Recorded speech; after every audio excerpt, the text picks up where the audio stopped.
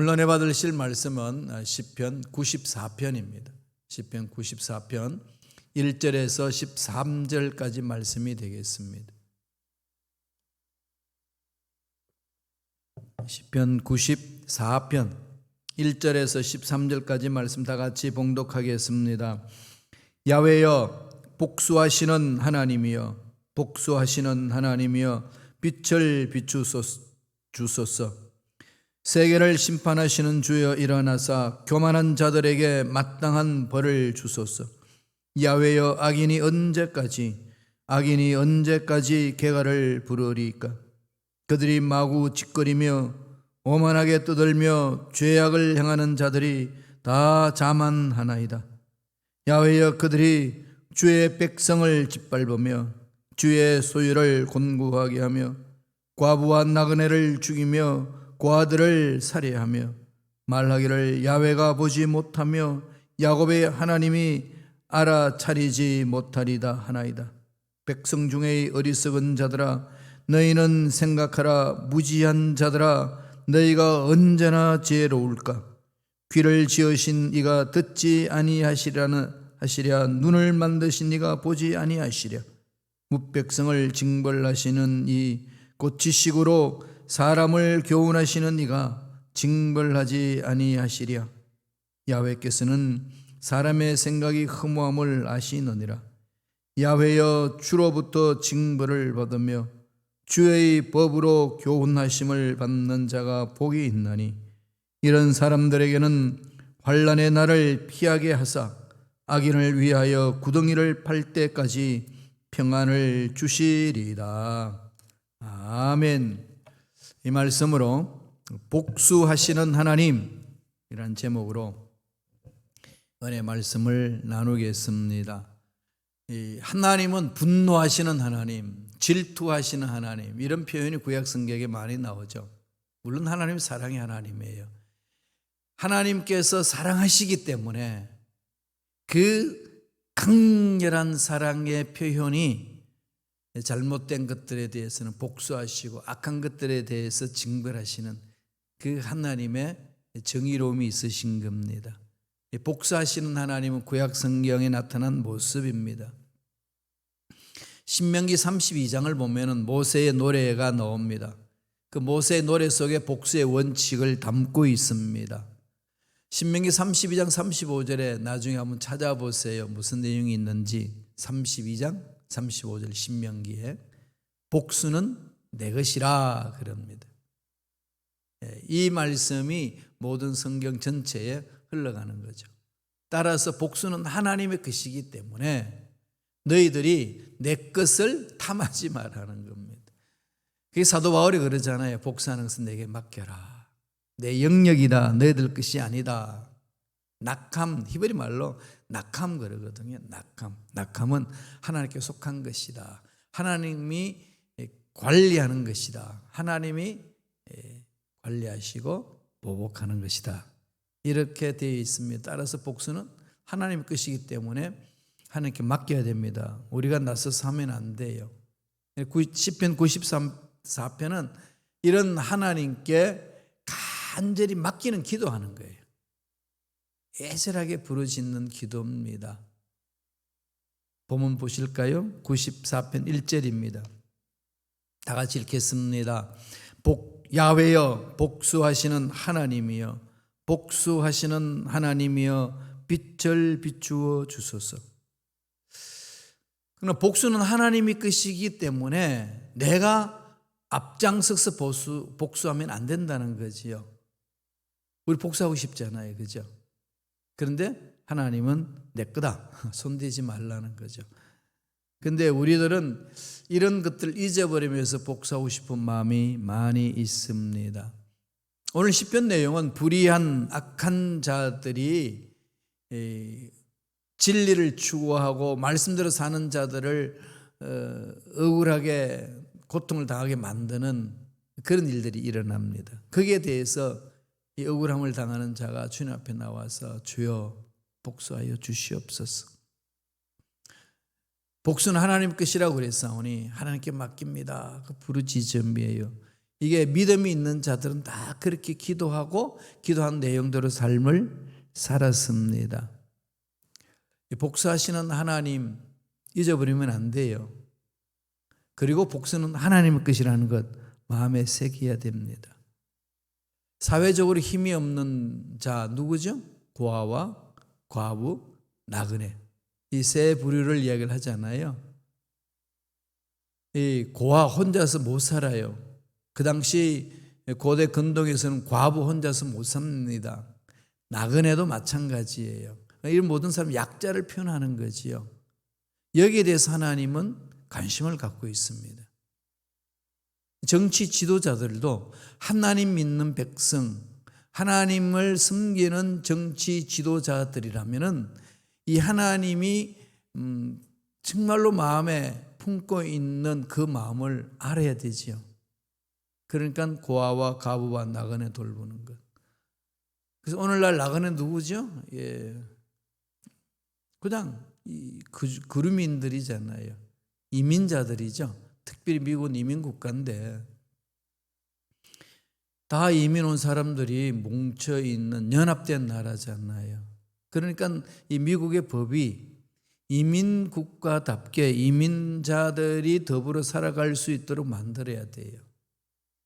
근데 그것을 자기 생각대로 그냥 우리끼리만 잘 살자 이런 것으로 생각하고 법을 막 뜯어고치고 악법으로 만들면 하나님 앞에 범죄하는 행위 아니겠어요?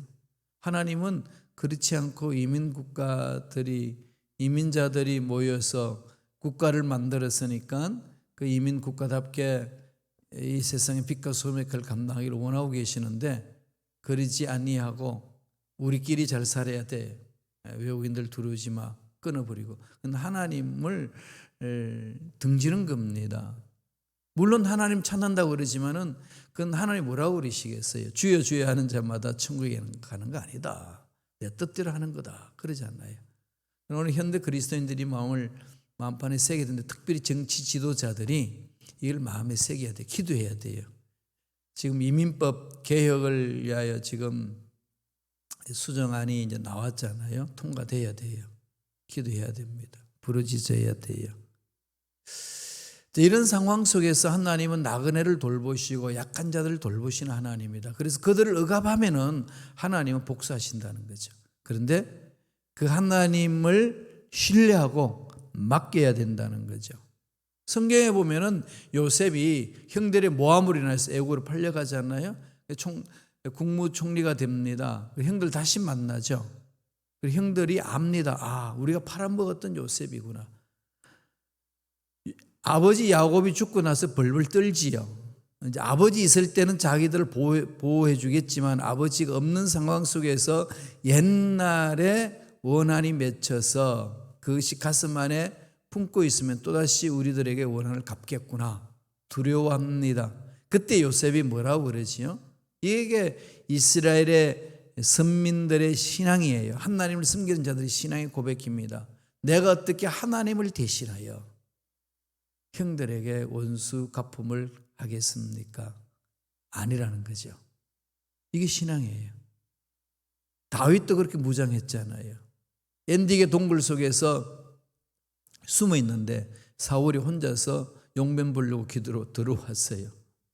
단칼에 죽여버릴 수 있습니다. 옷자락만 베요. 그리고 나중에 만나서 그러잖아요. 왕이시여, 내가 왕을 죽일 수도 있지만은 어떻게 원수 갚는 것은 복수하는 것은 하나님 손에 있기 때문에 내가 어떻게 하겠습니까? 하나님의 기름 부음을 주신 기름 부음을 받은 사람들을 내가 사람을 어떻게 만질 수 있겠습니까? 손을 안 대는 거잖아요. 다윗은 죽을 때까지 이것을 지켰습니다.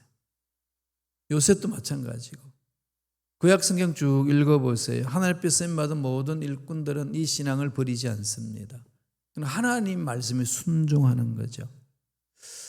우리들도 이 말씀을 마음판에 새겨야 돼요. 이 사람은 살다 보면 그러잖아요. 법은 멀고 주먹은 가깝다. 막 성질나고 화가 나면 그냥 기싸대기 한 대 때리는 게 낫지 법정을 호소하지 않는다는 거예요. 사람이 마음이 그래요. 하나님은 그러지 말라 그럽니다. 신명기에 보면은 눈에는 눈, 이에는 이, 레위기에도 나와 있잖아요. 동해보복법 이렇게 돼 있는데 이건요 복수법이 아니에요. 무슨 법일까요? 이 법은 그냥 죄악을 범한 자에 처벌하는 규정입니다. 똑같이 당한 만큼 감정 섞지 말고 그대로 그것만 하라는 거죠. 그러나 사람이 한 대 맞으면 두 대를 때리잖아요. 그러지 않나요? 감정을 섞죠. 그 주님이 거기에 대해서 해석하시기를 한 대 때리지도 말라. 차라리 다른 뺨을 내밀라 그럽니다. 함무라비 법정 보면 복수법으로 이렇게 되어 있습니다. 구약의 규정을 잘 읽어보면은 이게 복수법이라기보다도 함무라비 법정, 고대 근동에 있는 법정하고 좀 다르게 되어 있다는 걸 봅니다. 손해 본 만큼만 그렇게 손해를 입혀라. 그대로. 나에게 팔을 잘랐으니까 칼로 나는 너를 죽여버리겠다. 이렇게 하지 말라는 거죠. 그만큼 보호해 주는 겁니다. 성경에서 강조하는 것은 그거죠. 그러면 하나님의 복수는 뭘까요? 하나님 복수도 사람을 완전히 죽여버리는 복수가 아닙니다. 돌아오게 하는 복수죠. 이런 복수를 빛을 비추는 복수다 그렇게 표현을 합니다. 하나님의 모든 징벌은 사람을 살리는 데 목적이 있어요. 따라서 교회 공동체는 사람을 살려야 돼요. 교회 공동체 법이 있잖아요. 치리하는 법이 있습니다. 그것도 다 살리기 위한 거죠. 그런 부분에 대해서 오늘 시편에서 94절에서 쭉 94편에서 엎조리고 있습니다. 어떻게 말하고 있나요? 첫째로 복수하신 하나님은 정의를 세우는 복수, 그것을 강조하고 있는 거죠. 2절 읽어보겠습니다. 다 같이 한 목소리 읽습니다. 세계를 심판하시는 주여 일어나사 교만한 자들에게 마땅한 벌을 주소서. 그러기 전에 아까 읽었던 1절을 보니까 빛을 비춰 주소서 그러잖아요. 그러니까 빛을 비추어서 마음속에 있는 어두움을 다 제거해 주시고, 교만한 자들이 무릎을 꿇고 겸손한 자가 되게 하소서. 무슨 근거로 이렇게 하지요? 하나님은 이 땅에 공의를 실현하는 분이시니까 하나님의 성품을 표현하는 거지요.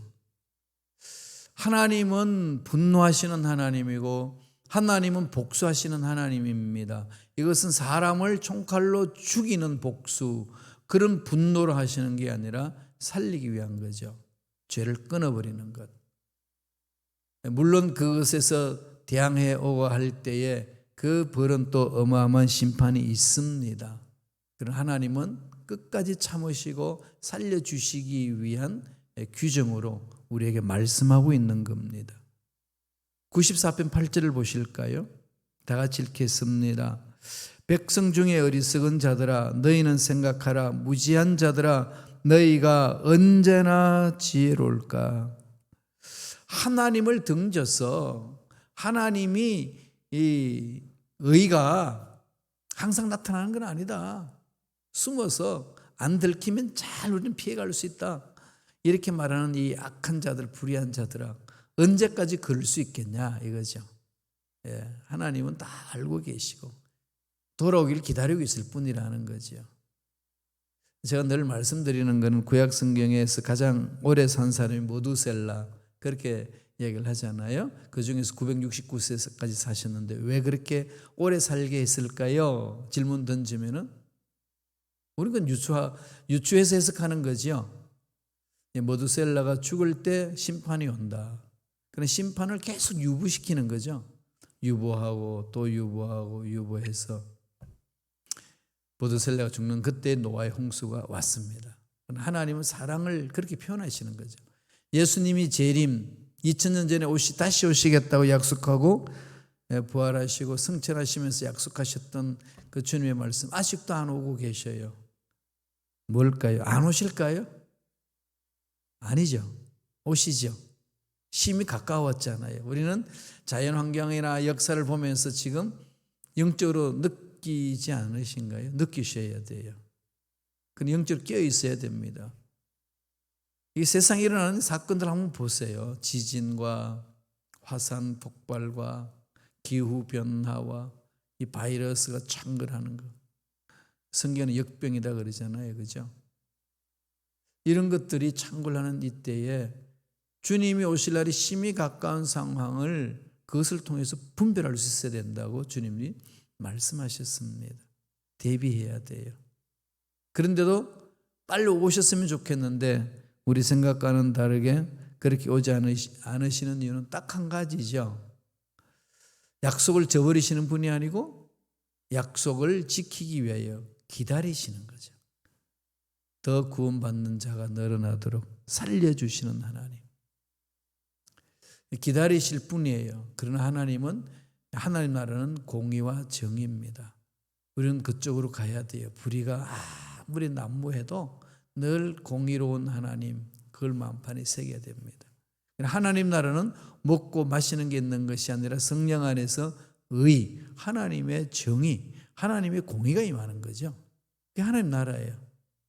평강과 희락이라, 샬롬과 기쁨이 있는 거죠. 그게 하나님 나라잖아요.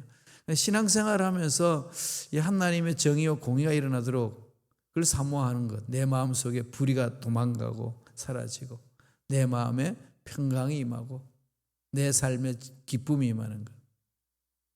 정말 그러신지 한번 보세요. 전 요새 사도 바울을 많이 묵상하고 있는데요. 바울은 정말로 총랑받는 젊은이잖아요. 앞날이 꽉 열려있는 젊은이인데 유대교를 버리고 예수님을 따라갑니다. 그리고 나서 인생이 힘들어져요. 그죠? 인간적인 눈으로 보면 정말 힘들어집니다. 유대인들로부터 존경받을 수 있는 이치까지 와놓고 다 버려버려요. 왜? 예수님을 만났기 때문에. 부활하신 예수를 만나고 나서 버리거든요. 그리고 나서 힘들어집니다. 그런데 바울은 우리가 보기에 힘든 삶인데 너무 즐기고 있어요. 살 소망까지 끊어졌다 그러면서 기뻐하고 있습니다. 이 비밀이 뭘까요? 하나님 만난 자의 기쁨 아니겠어요? 세상 환경이, 세상 문제가 그 기쁨을 못 뺏어간다는 거죠. 이게 하나님 만난 자의 삶입니다. 그러니까 바울의 기쁨의 근거는 하나님, 바울의 행복의 근거는 하나님, 자기 인생의 만족의 근거는 하나님. 이게 그냥 마음에 깊이 팍 잡혀 있으니까 어떤 환경이 와도 흔들리지 아니하는 기쁨이 있는 거죠. 저는 그렇게 해석해요. 바울의 삶을 쭉 묵상하면 그런 해석이 나오더라고요. 그래서 저는 그렇게 담자, 그렇게 결단하고 나아갑니다. 공의로우신 하나님이에요. 두 번째로는 어떻게 복수하시죠? 교훈을 주는 복수죠. 그냥 무지막지하게 죽여버리는 그런 복수가 아닙니다. 늘 심판을 통해서 교훈을 주고 바벨론 포로로 가게 하셔서 70년 동안 지나면서 교훈을 얻게 하고 하나님의 마음이 어디에 있는지를 알게 하고 저와 여러분도 고난을 받게 하는 것은 고난 속에 들어가게 놔두시는 것은 주시는 메시지가 있고 교훈이 있는 거죠. 그래서 다윗이 고백했어요. 사망의 음침한 골짜기를 지나갈지라도 우리는 사망의 음침한 골짜기를 안 갔으면 좋겠는데 그런 일들이 내 인생에 안 일어났으면 좋겠는데 그렇게 부르짖지만은 지나가요. 그런달지라도 두려워하지 아니할 것은 해를 받지 아니하는 것은 전능하신 하나님이 함께 계시기 때문이라. 그 고백이잖아요. 그 하나님께 집중하는 거죠. 시편 94편 12절을 다 같이 보겠습니다. 야훼여 주로부터 징벌을 받으며 주의 법으로 교훈하심을 받는 자가 복이 있나이다. 고난이 오면은 사람이 순수해지죠. 고난이 오면은 거추장스러운 거 다 내던집니다. 물에 빠진 사람이 무슨 치렁치렁 몸에 장식품 걸겠어요? 다 던져버리겠죠. 어떻게든지 가벼운 몸으로 헤엄쳐서 나와야 되고 지푸라기도 잡아야 되니까. 고난은 우리를 연단해서 순수하게 만듭니다. 그 교훈이 있는 거죠. 하나님이 주시는 그 고난, 하나님이 주시는 복수는 무엇이죠? 교훈 주시는 거죠. 그 교훈을 받아들인 자는 거기서 벗어나는 거 아니겠어요? 그러니까 영원토록 고난을 받게 하시는 건 아니라는 거죠. 하나님의 마음은 그렇습니다. 94편 10절을 보실까요? 다 같이 읽겠습니다. 백성을 징벌하시는 이 곧 지식으로 사람을 교훈하시는 이가 징벌하지 아니하시랴. 교훈으로 징벌하시는 거죠. 징벌을 받은 자들은 교훈을 받는 거죠. 메시지를 받는 거지요. 그래서 고백하잖아요. 고난 당하기 전에는 내가 그렇게 행했는데 고난 받고 난 이후 내 삶을 보니 이제야 주님의 말씀이 내 마음에 새겨집니다. 그렇죠. 어려운 일 당하는 걸 두려워하지 마세요. 우리를 버리시려고 그런 거 아닙니다. 하나님만 바라보세요. 어려운 일 당하고 고통당하는 상황 속에 내가 부르짖는 하나님이 만져주셨다는 은혜가 있어야 되잖아요. 그런 체험이 있어야 됩니다. 그런 간증이 있어야 되는 거지요. 그냥 머릿속에서만 전능하신 하나님, 내 입술 속에서만 문제를 해결하신 하나님, 이걸 하고 삶 속에서 고난당할 땐 다 잊어버리는 그런 신앙인이 되어서는 안 되겠지요.